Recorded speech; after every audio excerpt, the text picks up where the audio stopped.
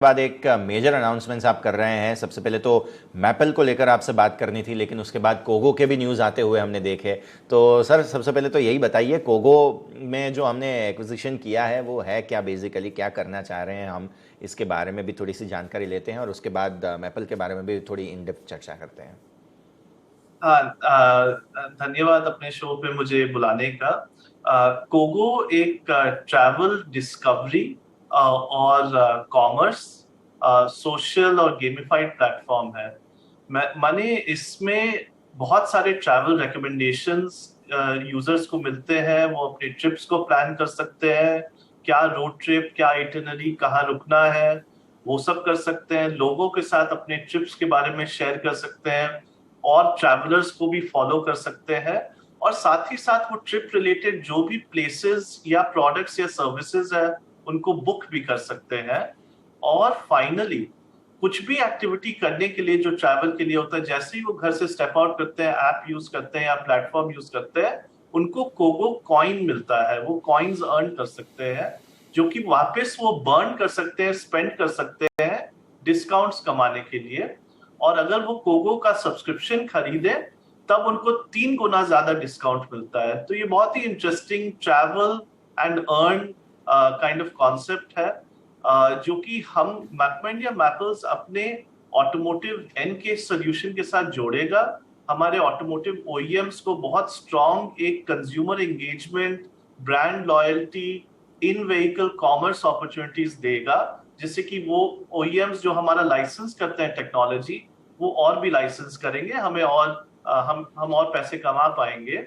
और साथ ही साथ बहुत सारे कंज्यूमर्स और ट्रैवल इकोसिस्टम भी इस सोल्यूशन से बेनिफिट कर पाएंगे, हमारे जो मैपल्स कंज्यूमर ऐप है उसके थ्रू, और साथ में कोको के और भी सॉल्यूशंस जो हम बनाएंगे उसके भी थ्रू। तो ये ट्रैवल सेक्टर या ट्रैवल में जो स्पेंड होता है कंज्यूमर्स का, उसको टैप करने का हमारा एक एफर्ट है, और हाइपर लोकल एरिया में घुसने का हमारा एक एफर्ट है। बहुत इंटरेस्टिंग डेवलपमेंट है ये। और अगर ये इंडस्ट्री के बारे में सोचे तो ऑब्वियसली बहुत नया है, सो लोगों को समझने में भी थोड़ा सा टाइम लगेगा, लेकिन यहाँ पर पोटेंशियल बहुत ज़्यादा है, टैप इन करने की जो जगह है बहुत ज़्यादा है। रोहन जी, सबसे पहले तो ये बताइए, फंडिंग हमने कैसे किया है? हमारा खुद का पैसा है, कोई डेट लिया है हमने? इसके बारे में बात कर ले पहले। देखिए, हमने इस कंपनी में अभी 10 करोड़ रुपया डाला है, अपने इंटरनल अक्रूवल से ही डाला है। हमारे पास 400 करोड़ के आसपास कंपनी में कैश है, कंपनी कैश जनरेटिंग है, प्रॉफिट मेकिंग है, तो इसलिए कहीं बाहर से डेट की जरूरत नहीं है। उससे हमने 26.37% एक्वायर किया है कोगो का, और हमारे पास ऑप्शन है कि विद इन 2 इयर्स हम अपने ऑप्शन पे 50% तक अपना स्टेक ले जा सकते हैं। ठीक है सर। अब मैं ये समझना चाह रहा हूँ कि जो हमारा मैपल्स ऐप है उसमें लॉजिस्टिक्स सॉल्यूशंस वगैरह की भी कोई योजनाएं हैं? अभी हाल ही में लॉजिस्टिक्स को लेकर हमारे प्रधानमंत्री श्री ने जो है वो पॉलिसी की भी अनाउंसमेंट की है। सो ये जो मैपल्स है वो उसमें भी इंटीग्रेटेड रूप में बहुत ज़्यादा पार्टिसिपेट कर सकता है। यूलिप जो बनाने जा रहे हैं, एक यूनिफाइड प्लेटफॉर्म होगा, उसमें भी इनकी बहुत सारे काम आ सकते हैं, ये सारी सेवाएं काम आ सकती हैं। इसके बारे में थोड़ा सा समझाइए सर।